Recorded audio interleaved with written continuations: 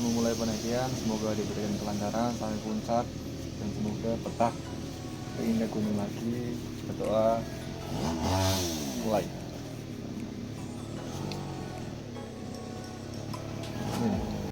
Start dari base camp, ketinggian base camp ada di 1833 meter di atas permukaan laut. Ya, sekarang jam 13.47. Start pendakian dari base camp Pismovia Ngandam. Ya, sekarang di ketinggian 1833.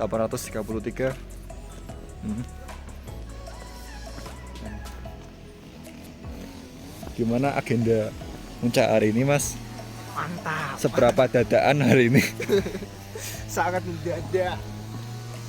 Diacak-acak langsung pagi ya. Set. Jadi tuh ceritanya gini guys. Tadi pagi itu kan semalam nginep nih 2 hari aku nggak pulang ke rumah. Nah, paginya ini orang baru datang dari Tegal. Nah, gabut doang. Jam 8 baru ngobrol nih. Jadi jam 8 tuh baru ngobrolin soal naik gunung. Langsung hari itu juga jam 9 berangkat kita. Ya enggak, Suwan? Yuk. Oke. Video ini dibuat hanya untuk keabsurdan saja. Ya,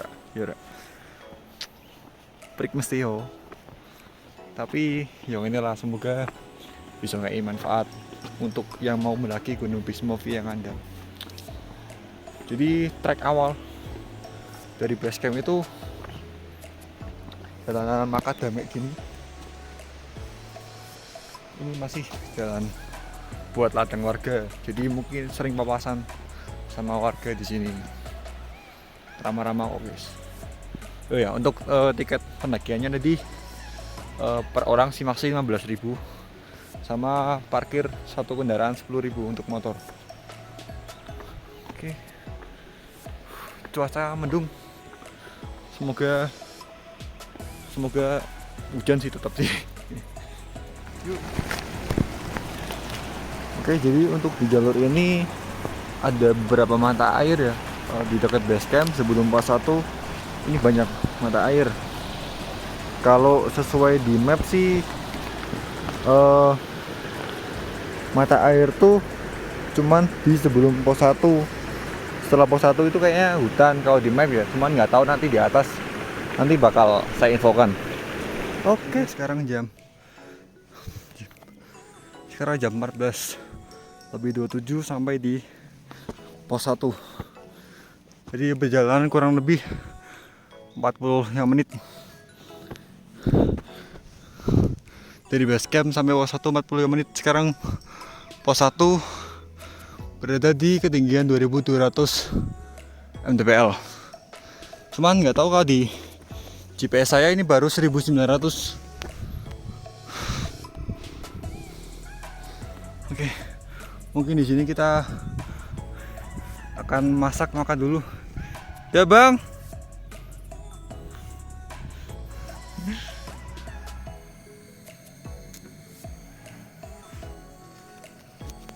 Sekarang jam 3 sore kita berjalanan menuju pos 2. Jadi sampai pos 1 jam 13. Jam 14.40. Istirahat 20 menit buat makan.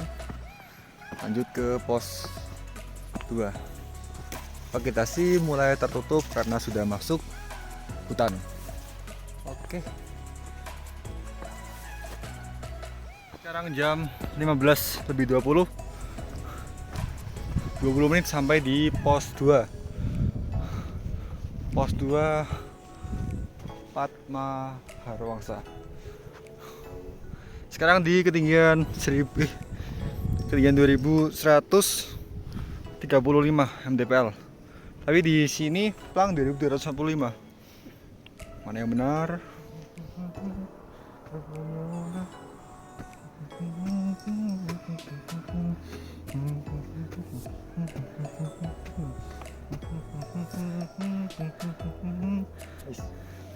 Ayah Susanti, perumpamanya muda, Anda tuh jalan tutup uang dan ringgit. Anda tidak heran. Anda sekarang jam 15.30, setengah 4, perjalanan menuju ke pos 3.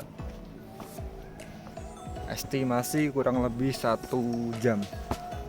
Mungkin, semoga bisa lebih cepat. Setelah pos 2, jalan mulai di penuhi oleh vegetasi, yaitu tanaman-tanaman apa lagi? Pinus boy. Nggak tahu ini. Oh. Tujuan kita nanti camp di camp area Ngandam. Mungkin itu jaraknya sekitar 20 menit dari puncak Indraprasta. Oke. Sekarang jam 15.45. Ternyata cepet ya. Cuma 15 menit loh sampai pos 3. Dari pos 2 nanti. Sekarang jam 15.45.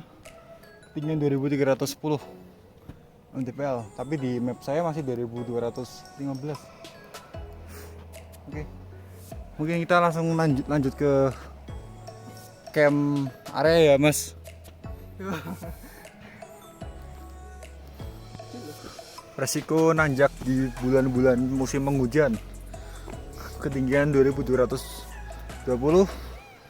Sekarang jam 15.52, jam 4 sore mulai turun hujan. Jadi pastikan ya kalau mau naik waktu hujan tuh sedia jas hujan sebelum hujan. Karena kalau payung nggak memungkinkan. Oke, coba hati-hati karena jalannya pasti akan jadi jam 16.05. Perjalanan kurang lebih 20 menit sampai di camp area Ngandam.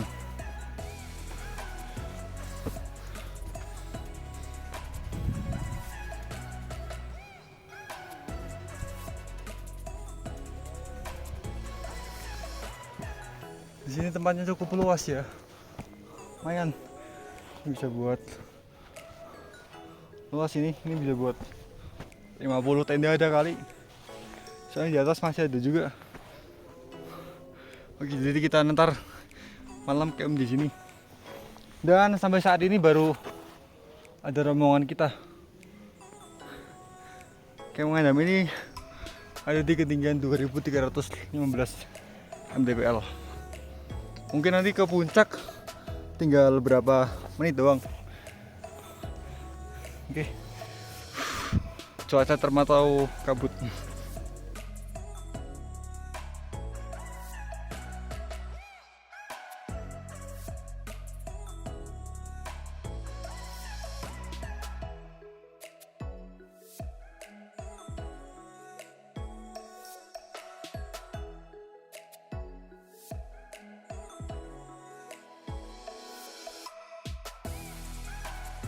Oke guys, kali ini camp penuh keterbatasan karena dadakan. Itulah pentingnya manajemen perjalanan, jangan kayak kita. Wow, rem patah, belum ngecek tenda. Lagi nih, nggak bawa sendok guys, nggak bawa sendok, nggak bawa tisu, tidak membawa jajanan, makanan pokok hanya mie instan. Sungguh pendaki yang sangat bergizi. Bawa susu cuman lumayan nih, susu ada 6. Bawa susu sama kopi, udah guys. Model gitu aja. Terus apa lagi ya? Udah. Kompor. Tapi kalau alat ya kamu memadai. Cuman ya ini kayaknya kita harus botani zoologi di sini deh. Botani. Ada cacing makan deh. Ini sampai saat ini cuaca masih tembok gini. Ya jujur ya, doanya tuh agar ntar malam agak hujan dikit biar besoknya tuh cerah. Soalnya kalau kayak gini mulu nggak hujan tuh biasanya sampai besok kabut. Dan ya sampai saat ini terpantau baru kamar VIP. Wah sepi guys, atas guys. Oi! Oi! Nggak ada kan? Yang menjawab bukan manusia. Dari tadi itu di hutan tuh kayak ada suasana-suasana yang enggak, ya kayak sekedar ada yang kayak merasa ngikutin tuh kayak ada itu loh dari tadi di hutan. Cuman ya kita positive thinking aja dah. Mungkin mereka lagi bikin acara kayak bikin pasar tiban mungkin. Ini kabut ya sampai atas guys. Wow. Nah, ini man, ngevlog kan, ini man, bicara tentang alam kan, ini man. Ini. Jangan. Orang ketinggian kok. Biar aku kayak orang ketinggian. Oke guys, sekarang gua ada di pos camp area Gunung Bismo via Ngandam. Selama ini terpantau sih sepi ya, kayak benar-benar hotel ini, hotel VIP, nggak ada orang, nggak ada lagi, cuman ya paling kalau makhluk gaib banyak. Gimana ya, mau ngomong apa bingung. Jadi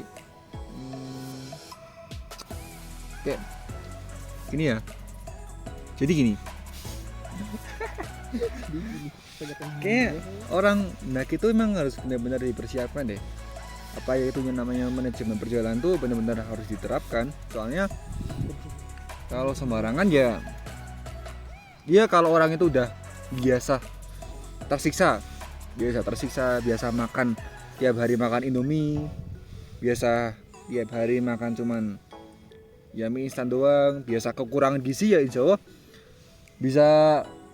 bisa adaptasi. Cuman kalau orang yang di rumah makan mulu itu agak repot kalau nggak ada manajemen perjalanannya. Nah, itulah pentingnya manajemen perjalanan. Nah, sedikit menyampaikan tentang materi manajemen perjalanan. Nah, bahwa dalam setiap perjalanan itu ya harus ada yang namanya manajemen.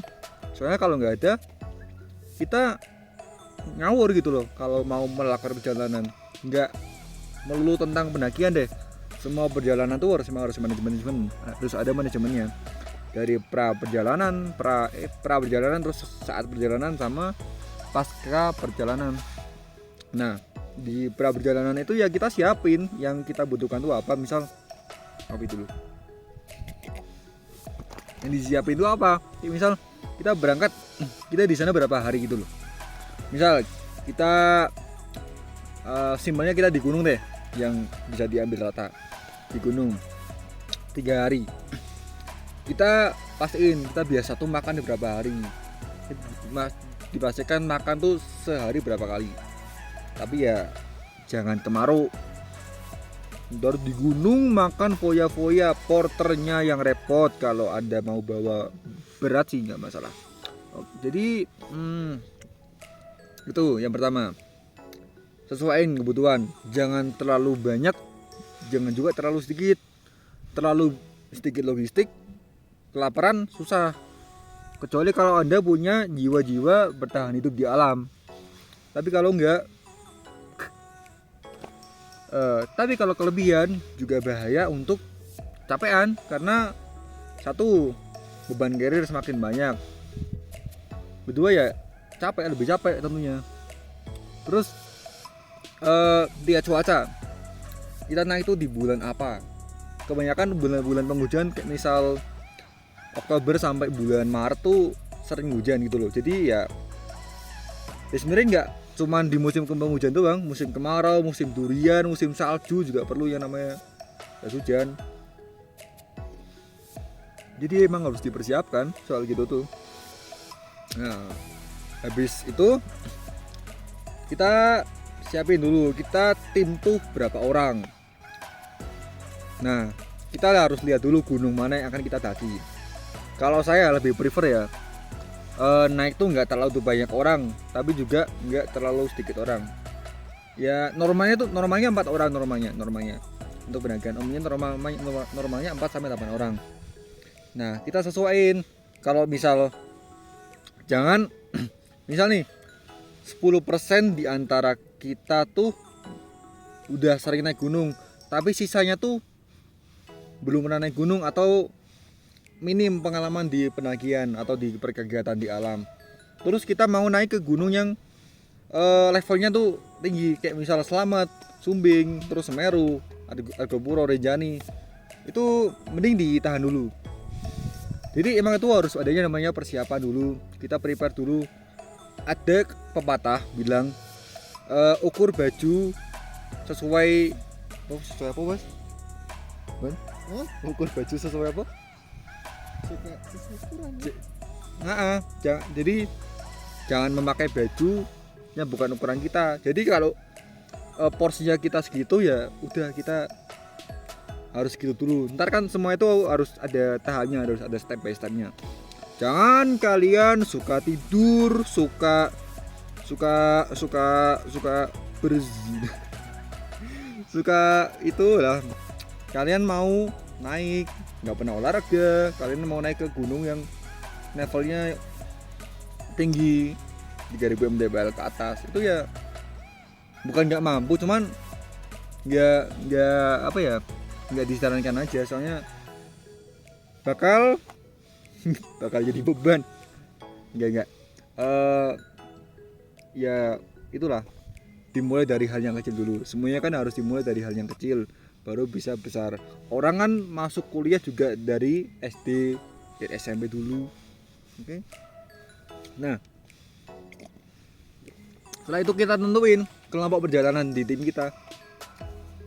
Ada leader, ada sweeper, ada navigator, ada si chef, atau itu bisa terbagi sesuai berapa jumlah tim dari kelompok Anda. Nah, itu harus dibagi, benar-benar dibagi.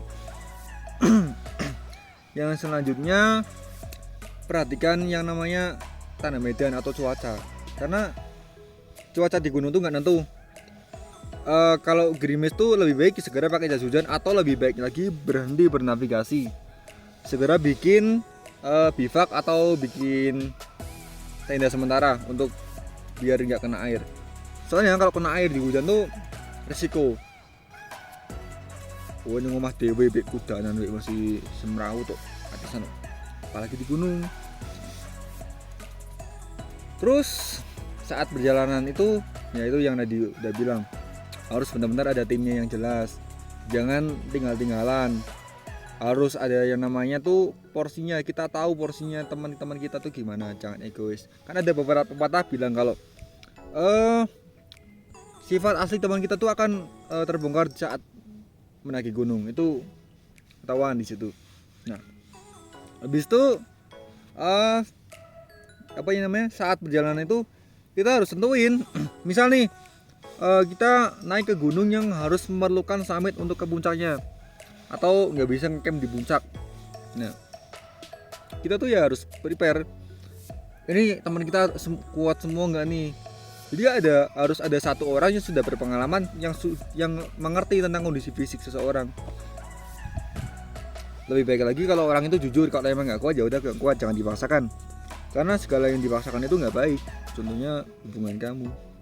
Hari ini dan terus itu lihat kondisi jalur tersebut, ada mata air nggak, mata air tuh di pos berapa, itu perlu diperhatikan. Nah, habis itu saat pasca perjalanan, nah kita tuh pasti ada, kalau kita terstruktur pasti ada evaluasi dari tiap kegiatan di tiap acara di kegiatan tersebut. Misal dari pos 1 ke pos 2 kok lambat banget, terus ini kenapa, kok temannya ini kenapa. Nah, itu harus ada evaluasi untuk perjalanan selanjutnya biar lebih efisien. Nah, itulah yang namanya manajemen perjalanan. Terus bicara soal itu deh, bicara soal kenapa banyak orang awam yang bahkan ya dulu orang tua saya aja sempat ngelarang banget yang namanya berpergian ke gunung, karena alasannya banyak orang hilang.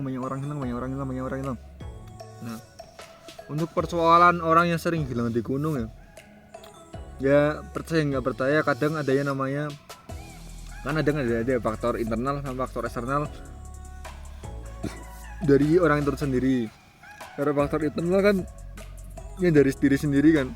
Misalnya kelalaian atau apa, yang faktor eksternal mungkin dari gangguan makhluk lain yang bersebelahan dengan kita mungkin.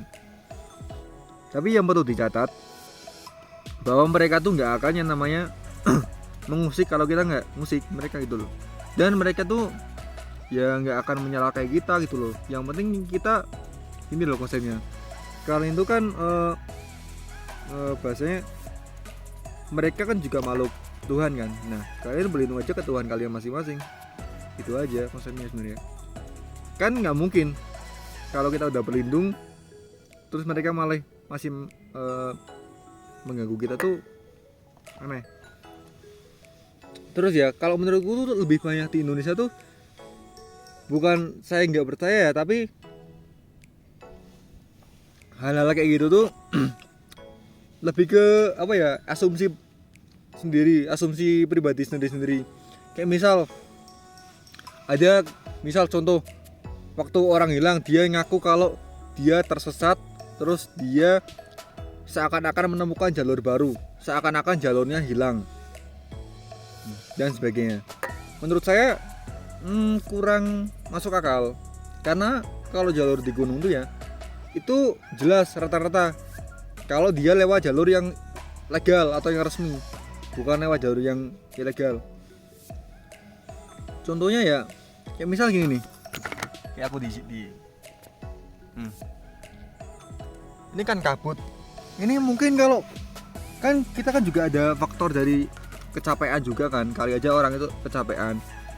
Nah mungkin si orang itu bakal ngerasa, karena kan kayak yang namanya contoh Fata Morgana deh, Fata Morgana.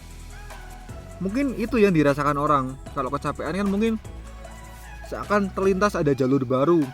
Padahal itu karena pengaruh kabut dan juga karena efek halusinasi karena kecapean tersebut. Gitu loh. Jadi jangan terlalu mudah mengasumsikan sesuatu dengan hal-hal yang berbau mistis. Kasihan mereka nggak ganggu sebenarnya. Tapi kalian nuduh, ingat bahwa menuduh itu, fitnah itu lebih kejam dari pembunuhan, dan fitnah itu tidak hanya kepada manusia. Oke. Yang ditunggu-tunggu jam 6 sore yang dari tadi kabut, mukjizat emang hilang tiba-tiba. Woi!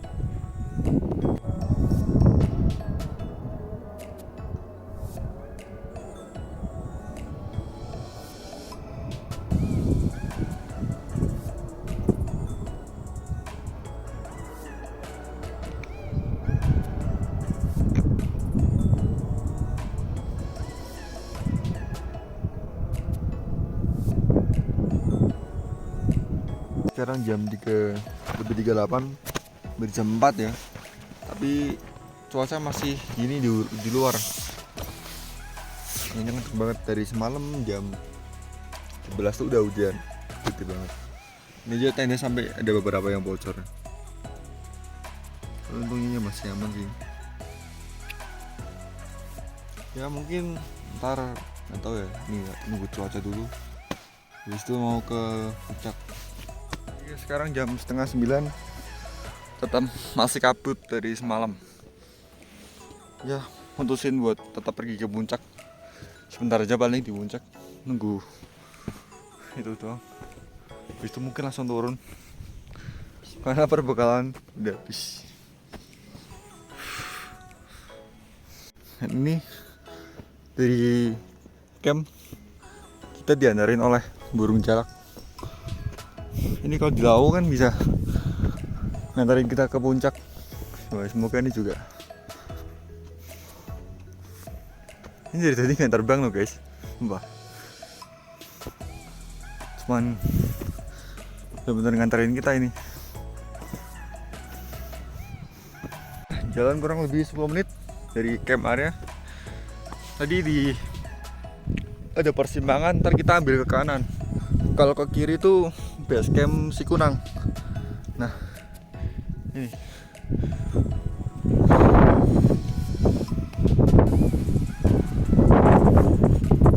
Full kabut.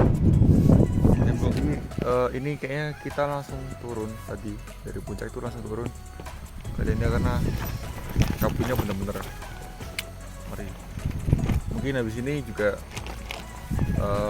nggak nge-record lagi soalnya baterainya habis, tiba-tiba powerbank konslet. Jadi ini baterai aja tinggal 6%.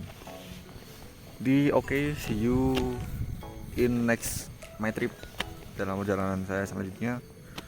Semoga informasi yang saya sampaikan bisa bermanfaat. Sekian, thank you.